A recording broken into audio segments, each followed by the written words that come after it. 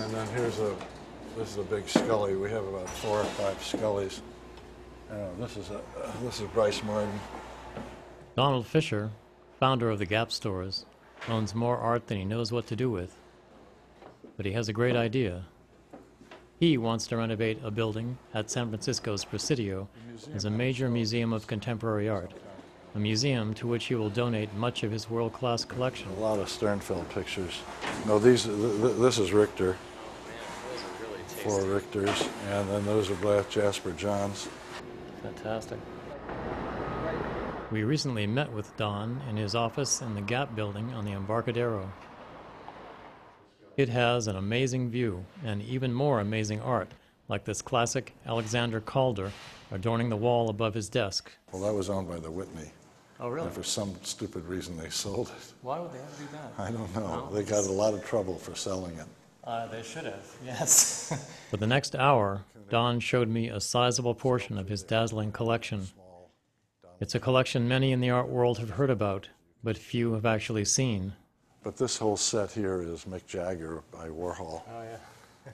And we've collected a lot of sets of prints, rather than just 1 or 2 prints. The whole set, the brushstroke set here of Lichtenstein. We'll probably have in the neighborhood of 50 to 55,000 square feet of exhibition space. Considerable. How big is that in terms of like a floor of It's SF MoMA? about the whole size of SF MoMA's exhibition space. Really? Extraordinary. These are some more of Hockney's prints. We collect what we like, and we collect a historical group of paintings by the same artist. And if we like it and nobody else likes it, that's fine. But we've done, I think, a pretty good job of collecting what is of interest to other people as well. Oh, yeah. But the whole idea of this museum is to show other people's art as well. It's not just for our own So there will be special exhibitions? Oh, absolutely. It's going to, in fact, the name of the museum is CAMP, Contemporary Art Museum at the Presidio. And that really ties into the Presidio itself as a campground. We have a label someplace. Bringing all this art together in one location may be almost as significant as bringing it to the public. Right now, it's spread out among several galleries and storage areas in buildings that are blocks apart. Can we get in here? Thank you. But these rooms contain many treasures. Another most wanted man. Oh. 2 other most wanted men. We have another most wanted man. I don't know that it's up right now. We walked past seminal works by Andy Warhol. And of course, if you're paraplegic at this point.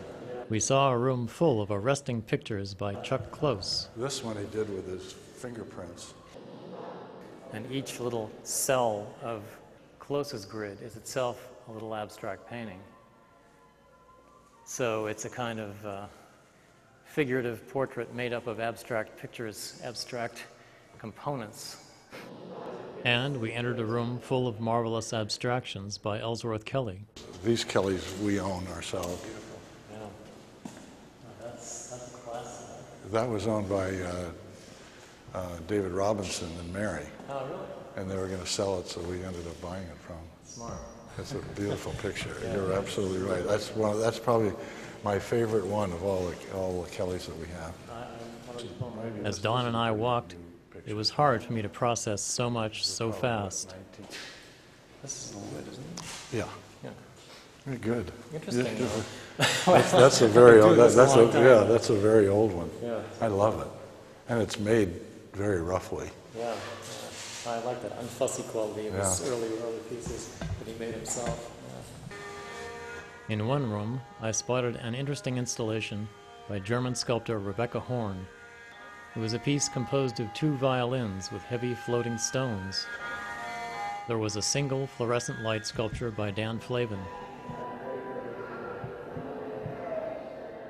Video works by artists such as Bill Viola and Sam Taylor Wood caught my eye. The Taylor Wood piece takes the idea of a simple still life and adds the element of time-lapse photography to achieve an effect not possible with any other medium. I like this is my favorite piece in the whole collection. Don showed me his favorite piece. It was an animated stage backdrop created by William Kentridge for the opera The Magic Flute.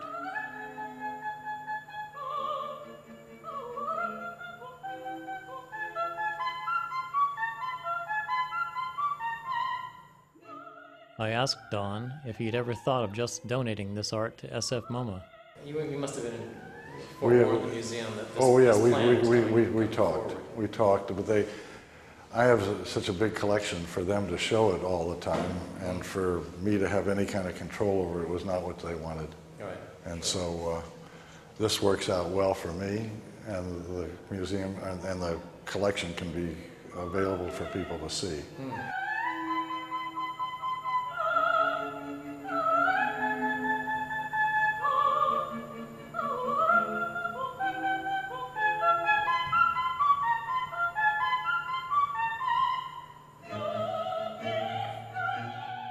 This collection is so big and so important that Don knows he needs a space worthy of it.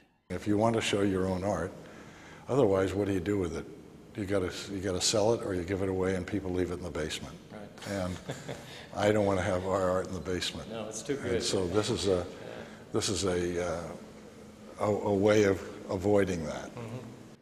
It's an extraordinary gift to the public, and it will make San Francisco an art destination in yet a new way. So it can't be overestimated, the importance of this gift. It's really extraordinary. You and Doris do this together, Yeah, right? we do. And do you disagree a lot? No, not very much.